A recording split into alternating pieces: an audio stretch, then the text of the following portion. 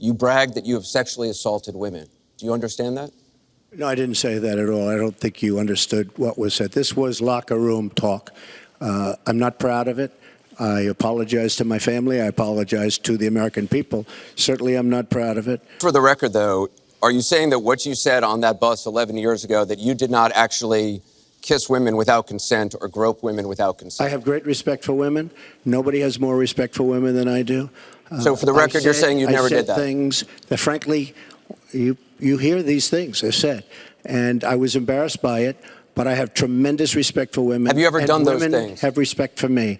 And I will tell you, no, I have not. He has said that the video doesn't represent who he is, but I think it's clear to anyone who heard it that it represents exactly who he is.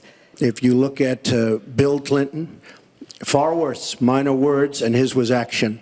His was what he's done to women. There's never been anybody in the history of politics in this nation that's been so abusive to women.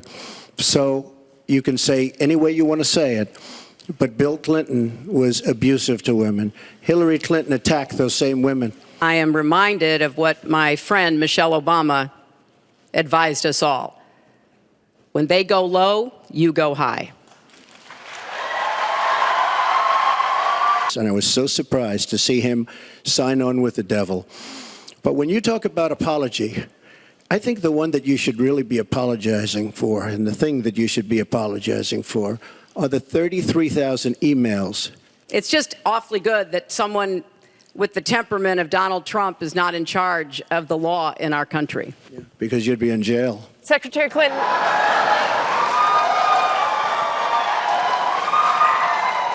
And yes, President Lincoln was trying to convince some people. He used some arguments. Convincing other people, he used other arguments. That was a great, I thought, a great display of presidential leadership.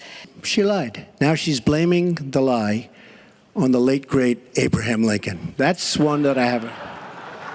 Okay, Honest Abe. Honest Abe never lied. That's the good thing. That's the big difference between Abraham Lincoln and you. It is sort of amusing to hear somebody who hasn't paid federal income taxes in maybe 20 years talking about what he's going to do, but I'll tell you what he's going to do.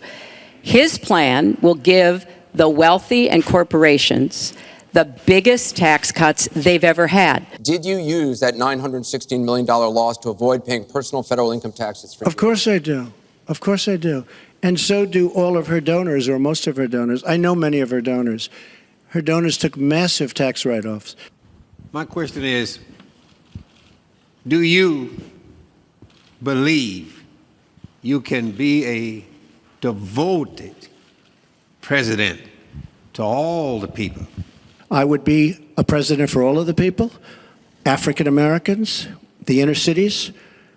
Devastating what's happening to our inner cities. She's been talking about it for years. As usual, she talks about it, nothing happens. How can you unite a country if you've written off tens of millions of Americans? Well, within hours, I said that I was sorry about the way I talked about that, because my argument is not with his supporters, it's with him and with the hateful and divisive campaign that he has run. She's got tremendous hatred. And this country cannot take another 4 years of Barack Obama, and that's what you're getting with her. Would either of you name one positive thing that you respect in one another?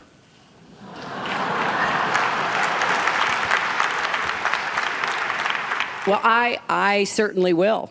Look, I respect his children.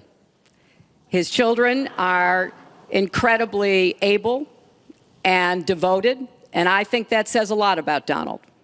She's a fighter. I disagree with much of what she's fighting for. I do disagree with her judgment in many cases. But she does fight hard, and she doesn't quit, and she doesn't give up, and I consider that to be a very good trait.